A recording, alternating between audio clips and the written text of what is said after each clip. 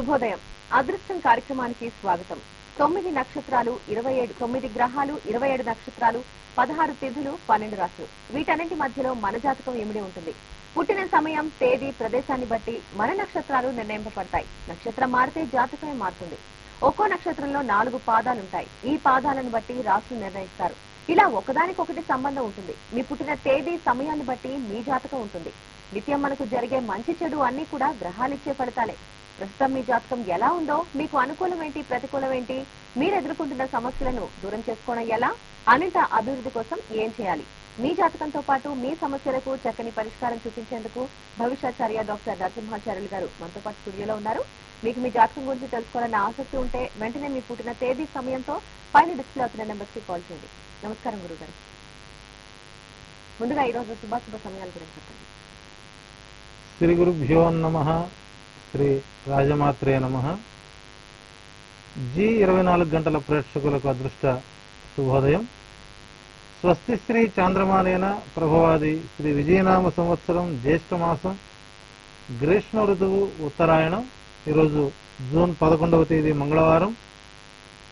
ఈరోజు తదియ తెల్లవారుజామున 4 గంటల 50 నిమిషాల వరకు, అట్లాగే పునర్వసు నక్షత్రం తెల్లవారుజామున 5 గంటల 13 నిమిషాల వరకు, వర్జం మధ్యాహ్నం 3 గంటల 45 నిమిషాల నుంచి 5 గంటల 33 నిమిషాల వరకు, రాహుకాలం మధ్యాహ్నం 3 గంటల నుంచి 4 గంటల వరకు, దుర్ముహూర్తం ఉదయం 8 గంటల 11 నిమిషాల నుంచి 9 గంటల 4 నిమిషాల వరకు, రాహుకాలం 11 గంటల 54 నిమిషాల నుంచి 12 గంటల 47 నిమిషాల వరకు. ఇక అదృష్ట సమయం ఉదయం 10 గంటల 45 నిమిషాల నుంచి 11 గంటల 10 నిమిషాల వరకు, తిరిగి సాయంత్రం 6 గంటల 30 నిమిషాల నుంచి 7 గంటల 12 నిమిషాల వరకు.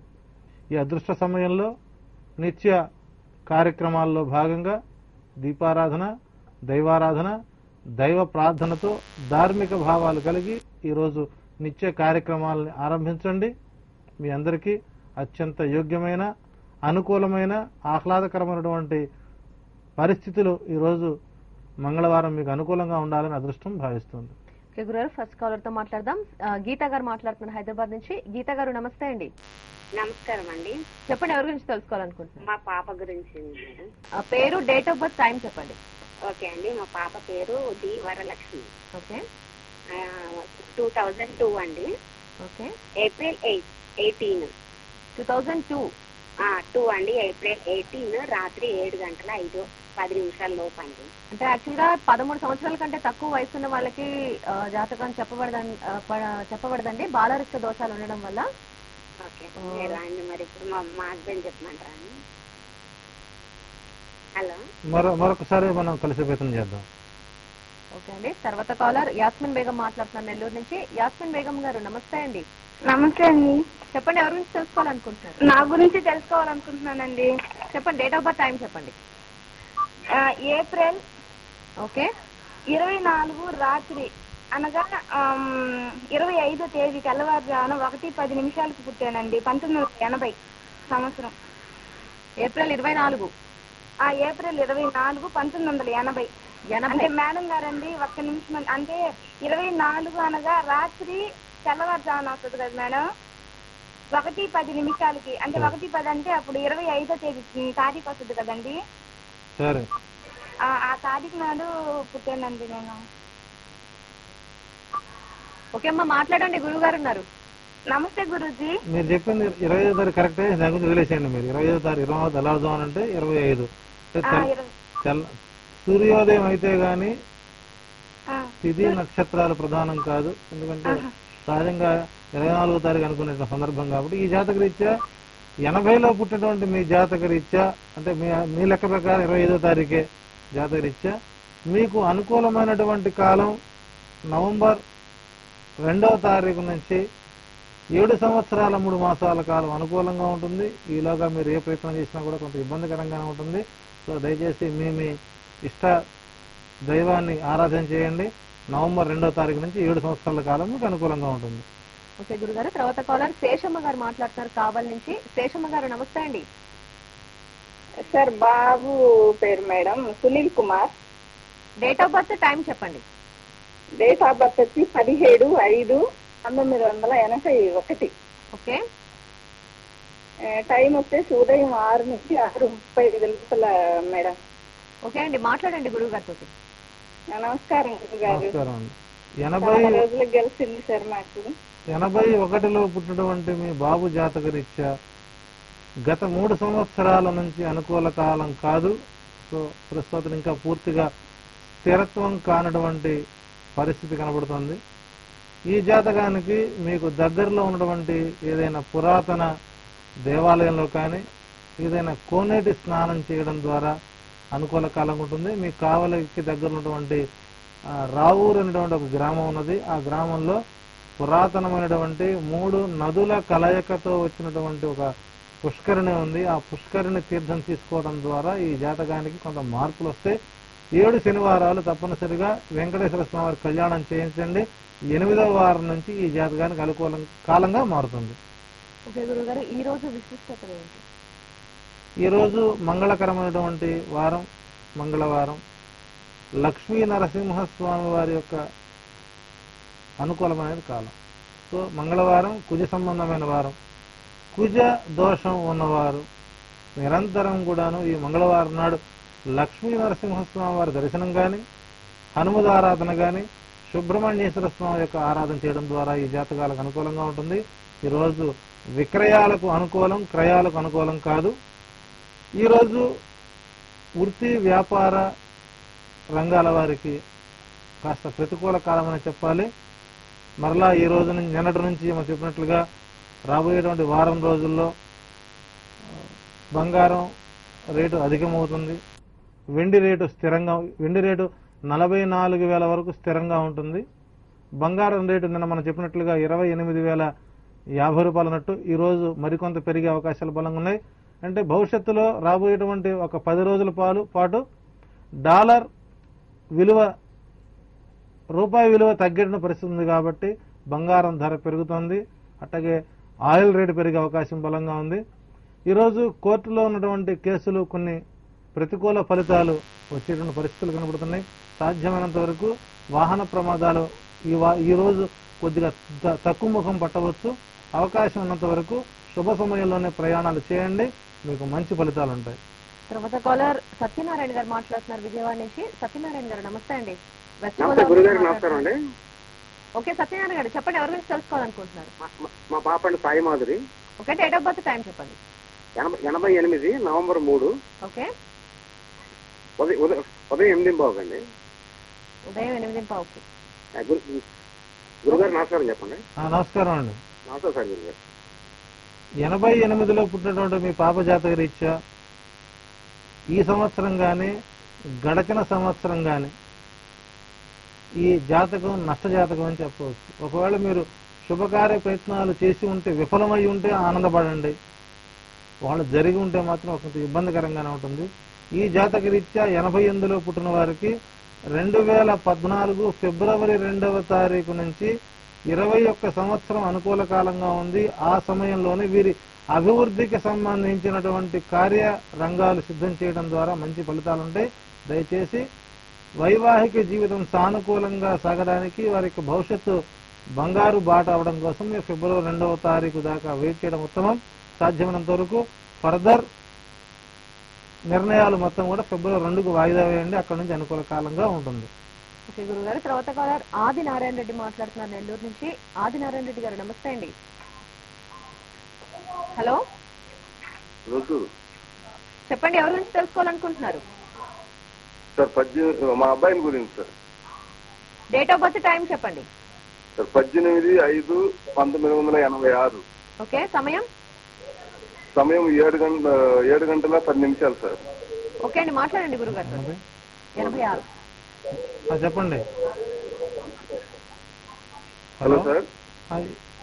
ఆదినారాయణ రెడ్డి గారు, మీరు కొంచెం టీవీ వాల్యూమ్ తగ్గించుకోవాలండి. తగ్గించేసామండి, ఏం లేదండి. టీవీ దగ్గర ఉండటం లేదు, బయట వచ్చేసాను. 86లో పుట్టినటువంటి మీ బాబు జాతక రీత్యా ఈరోజు సాయంత్రం 7:24 నుంచి 13 సంవత్సరాల కాలం అనుకూలంగా ఉంది. ఈరోజు మంగళవారం. ఇందాక చెప్పినట్లుగా మీ బాబు పేరుతో ఏదైనా ఆంజనేయ స్వామి ఆలయంలో కానీ నరసింహస్వామి ఆలయంలో కానీ ఎక్కడైనా సరే పానకం వడపప్పుతో వడమాల వేయించి నలుగురికి పంచే ప్రయత్నం చేయండి. ఈ రోజుతో అతని అదృష్టం సాయంత్రం 7:20 అనుకూలంగా మారుతుంది. రాత్రికి భోజనం సమయంలో తీపి పెరుగన్నం పెట్టండి, అనుకూల కాలంగా మారుతుంది. ఈ రోజు నుంచి వారి జాతకరీత్యా మీరు ఏ నిర్ణయాలు తీసుకుంటారో అవన్నీ కూడా సానుకూలంగా సాగుతూ అతని జీవితం స్థిరపడే అవకాశాలు బలంగా ఉన్నాయి.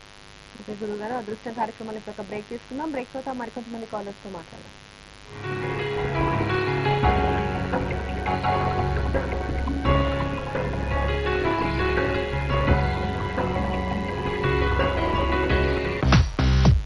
చరణ్ సినిమాలో బ్రిటిష్ బ్యూటీ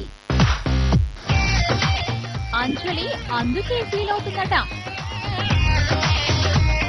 బలుపుతో రవితేజ కోరిక తీరుతుందా? ఉదయం 8. Welcome back. గురువు గారు, ఓవరాల్ గా వృషభ రాశి జాతకుల జాతక సమస్యలకు సులభ పరిష్కారం మార్గం చెప్పండి. వృషభ రాశికి లో ఉన్నటువంటి వారు సాధ్యమైనంత వరకు ఎప్పుడు కూడాను శారీరక సామాన్య దోషాలు అనుభవిస్తూ ఉంటారు. వృషభ రాశి వారికి వారి యొక్క జాతక సమస్యలకు శాశ్వత పరిష్కార మార్గాలు సులభంగా ఉంటాయి. తప్పనిసరిగా వ్రాసుకునే ప్రయత్నం చేయండి. వృషభ రాశి వారి ఇంటిలో ఒకళ్ళు ఉండని, ఇద్దరు ఉండని, యజమాని కానీ పిల్లలు కానీ మీ ఇంట్లో కనుక వృషభ రాశి వారు కనుక ఉన్నట్లయితే తప్పనిసరిగా సాయంత్ర సమయంలో మీ ఇంట్లో ఉదయం కూడా దీపారాధన చేసినా చేయకున్నా సాయంకాల సమయంలో ఆవు నెత్తితో దీపారాధన చేయండి. స్వచ్ఛమైనటువంటి ఆవు నెత్తితో దీపారాధన చేయండి. శుక్రవారం అవకాశం ఉన్నంత వరకు అనారోగ్యం లేని వారు ఉపవాసం ఉండండి. సభ్యత కలిగినటువంటి వస్త్రాలు వేసుకోండి. వృషభ రాశి వారికి ఎప్పుడు కూడాను శరీరానికి నిండుగా వస్త్రాలు ఉంటే చీర చుట్టుకోమని కాదు, ఉన్నంత వరకు సంప్రదాయ దుస్తులను వాడటం వలన ఇది ఆ రంగు ఈ రంగు ఏ రంగు లేకపోయినా సాధారణమైనటువంటి వస్త్రాలు ధరించండి. కాస్త స్త్రీలతో మాట్లాడటం తగ్గించండి. అట్లాగే స్త్రీలైతే పురుషులతో మాట్లాడటం తగ్గించండి. ఇక మీరు వాడేటువంటి చెప్పులు, కొత్త చెప్పులు కనుక మీరు వాడదలుచుకుంటే మాఘమాసం పాల్గొన మాసంలో మాత్రం కొత్త చెప్పులు మీరు వాడద్దు. ఇది చాలా సులభంగా ఉంటుంది. ఎప్పుడు కూడాను మీ బండిలో కానీ లేదా మీ పాకెట్లో కానీ మీ జేబులో కానీ ఒక 21 వడ్ల గింజ బియ్యపు గింజల్ని చిన్న పొట్లాన్ని చేసుకుని నిరంతరం అందులో ఒక గోటివాసి వెండి ముక్క, ఆ 21 బియ్యపు గింజల్లో గోసివాటి వెండి ముక్కని ప్యాక్ చేసుకుని ఇప్పుడు నిరంతరం మీ దగ్గర పెట్టుకోండి. మీకు వాహన ప్రమాదాలు కానీ అపమృత్యు గండం నుంచి బయటపడతారు. ఇంట్లో మనీ ప్లాంట్ అని పెంచే ప్రయత్నం చేయండి. అవకాశం ఉన్నంత వరకు గో సేవ చేయడం ద్వారా ఈ సులభమైనటువంటి 5-6 చిట్కాలు కనుక నిరంతరం కనుక పాటిస్తున్నట్లయితే మీకు ఎటువంటి ఇబ్బందికర పరిస్థితులు రావు. ఇప్పుడు చెప్పినటువంటి 5 నుంచి 6 మీకు ఖర్చు లేనటువంటివి, సులభంగా మీరు ఆచరించదగినవి. తప్పనిసరి వృషభ రాశి వారు ఈ సూచనలు కనుక పాటించగలిగినట్లయితే ఇక వారికి జాతకాలతో అవసరం లేదు, 10 మందికి తిరగాల్సిన అవసరం లేదు. భవిష్యత్తు ఈ చిట్కాలే సరైన పరిష్కారాలు తెలియజేస్తాయి. ఓకే గురువు గారు, ఇంకా లగ్నంలో రాహు ఉంటే వారి జాతక ఫలితాలు ఏ విధంగా ఉంటాయి? లగ్నంలో రాహు ఇక్కడ సిరిత వచ్చిన వచ్చును సలలితముగా నారికేయడము సలిలము భంగిన్, ఆ 2 వాక్యాలు సరిపోతాయి వాళ్ళకి. ఇక సిరిత పోయేది లేదు. భార్య ద్వారా, అత్తమామల ద్వారా, తల్లిదండ్రుల ద్వారా, మిత్రుల ద్వారా ఏదో రకంగా వీరికి నిరంతరం ఐశ్వర్యవంతులు అవడానికి అవకాశాలు ఉంటాయి. ఇక్కడ ఐశ్వర్యము అంటే విద్యతో కూడిన ఐశ్వర్యము, మనసుతో కూడిన ఐశ్వర్యము, కీర్తితో కూడిన ఐశ్వర్యం. మొత్తానికి లగ్నంలో రాహు ఉన్నవారు ఐశ్వర్యవంతులు అవుతారు. అంతేకాకుండా నిరంతరం భోగభాగ్యాలతో అనుభవిస్తూ ఉంటారు. వారికి నిత్యము దావతే లగ్నంలో రాహు ఉంటే.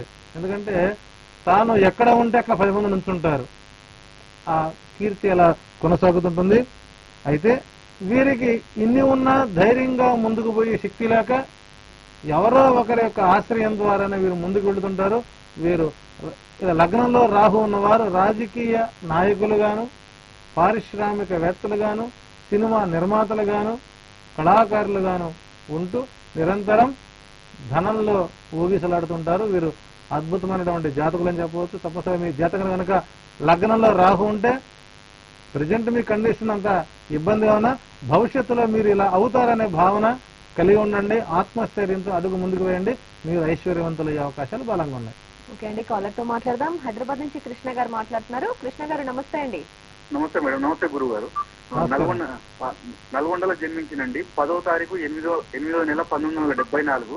టైం వచ్చేసి 10వ తారీఖు నాడు అర్ధరాత్రి 12:30 సార్. తెల్లారితే 11వ తారీఖు 84 సార్. సారీ 74 10/8/74. 10వ తారీఖు అర్ధరాత్రి 12:30 తెల్లారితే 11వ తారీఖు నల్గొండలో పుట్టిన. సో సమయాన్ని చక్కగా సద్వినియోగం చేసుకున్నారు కృష్ణ గారు. అయితే వారికి వచ్చినటువంటి మంచి అవకాశాలు మాత్రం సద్వినియోగం చేసుకోలేకపోయారు. సో 74లో పుట్టినటువంటి జాతక రీత్యా గత 2 సంవత్సరాల నుంచి కాలం మీకు అంత అనుకూల కాలం కాదు. సో ప్రతిదీ వ్యతిరేక ఫలితాలు, మిత్ర సహకారం, బంధు సహకారం, భాతృ సహకారం మీకు అనుకూలంగా లేదని చెప్పాలి. ఈ జాతక రీత్యా జూలై 24వ తారీఖు నుంచి 11 సంవత్సరాల కాలం మీకు అనుకూలంగా ఉంది. తప్పనిసరి మీరు అడుగు ముందుకు వేసి మంచి ప్రయత్నాలు చేయండి. ధైర్యంగా అడుగు వేస్తూ వ్యాపార రంగంలోకి దిగినా, ఉద్యోగ రంగంలోకి దిగినా, మీరు ఏ రంగంలో అడుగుపెట్టినా కూడా జూలై నెల 17వ తారీఖు నుంచి మీకు అనుకూల కాలంగా ఉంది అని చెప్పవచ్చు. ఓకే అండి, తర్వాత కాలర్ ఏలూరు నుంచి సురేష్ గారు మాట్లాడుతున్నారు. సురేష్ గారు నమస్తే అండి. నమస్కారం అండి. 14/5/75 రాత్రి 11:10 ప్లేస్ ఏలూరు. ఓకే అండి, 75 14/5. రైట్. ప్రేక్షకులు మా విజ్ఞప్తిని బాగా తీసుకున్నారు. ఎందుకంటే రాసి పెట్టుకుంటున్నారు కాగితం మీద. కాలు కలవడం వల్ల చెప్తున్నారంటే సో ప్రేక్షకుల్లో మంచి మార్పు, ప్రోగ్రామ్ మంచి పట్టొచ్చిందని మనం భావించాలి. సో 75లో పుట్టినటువంటి మీ సురేష్ గారి జాతక రీత్యా ఈ నెల 29వ తారీఖు ఒక్కరోజే మీకు అనుకూలం కాదు. మీ యొక్క ఏలినాటి దరిద్రం మొత్తం 29కి వెళ్ళిపోతుంది. 29వ తారీఖు వరకు మీరు ఎటువంటి నూతన కార్యరంగ ఆలోచనలు కానీ పెట్టుబడులు కానీ ఇక్కడ పెట్టవద్దు. 30వ తారీఖు ఉదయం మీకు దగ్గర ఉన్నటువంటి ఏదైనా అంబికా దేవాలయంలో అమ్మవారికి 108 నిమ్మకాయలతో మాల వేసి అమ్మవారికి వస్త్రాలు సమర్పించండి. జూన్ 1వ తారీఖు నుంచి నిరంతరం మీ యొక్క జీవన విధానం నల్లేరుపై బండి నడక మాదిరిగా హాయిగా ప్రశాంతంగా జరిగిపోతుంది. ఒడిదుడుకు నుంచి బయటపడతారు. ఆర్థిక స్థితిగతులు క్రమేణా తొలగిపోతాయి. మీకు మంచి భవిష్యత్తు ఈ నెల 30వ తారీఖు నుంచి ఉందని చెప్పవచ్చు. ఓకే గురువు గారు, అదృష్టం కార్యక్రమంలో మరో బ్రేక్ తీసుకుందాం. బ్రేక్ తర్వాత మరికొంతమంది కాలర్స్ తో మాట్లాడదాం.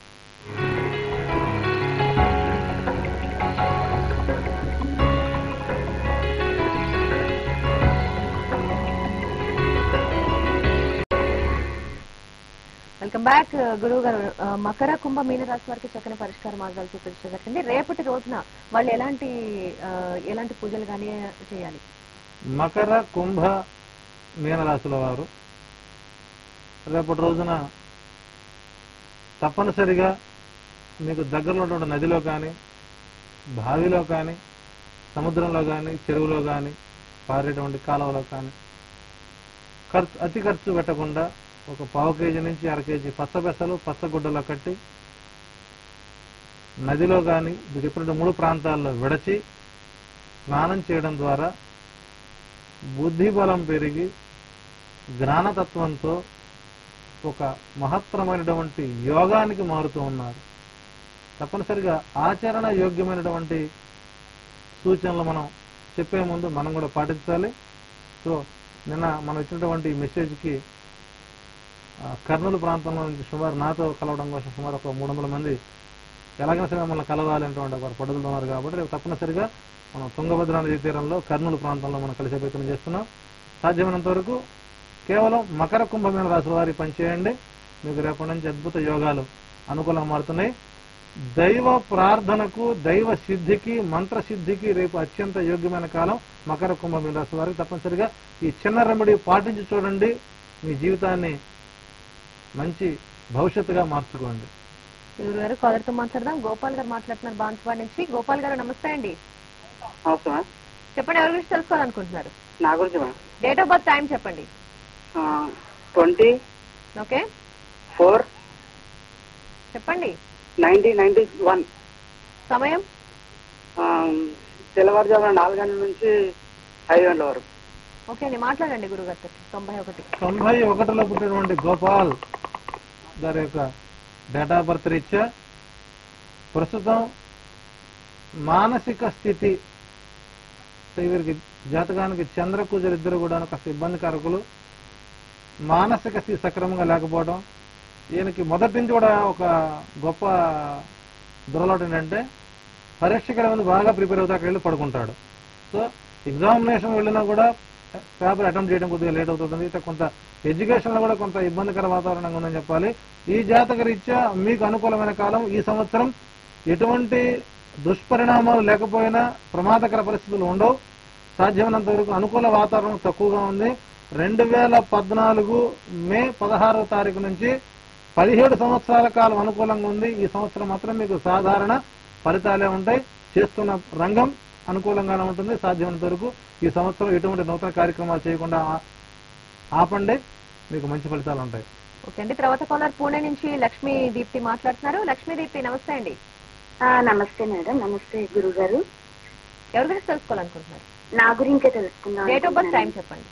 1989 జూన్ 21 సాయంత్రం 6:30 ఓకే అండి, మాట్లాడండి.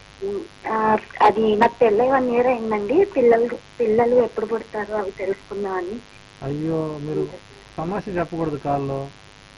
ఓ సారీ అండి, సారీ లేదు, శారీ లేదు. Date of birth 89. 89లో పుట్టినటువంటి మీ డేట్ ఆఫ్ బర్త్ రీత్యా మరి మీకు గైనిక్ సంబంధమైనటువంటి సమస్యలు, అంటే స్త్రీ సంబంధమైనటువంటి 1, 2, 3 సమస్యలు ప్రధానంగా ఉన్నాయి.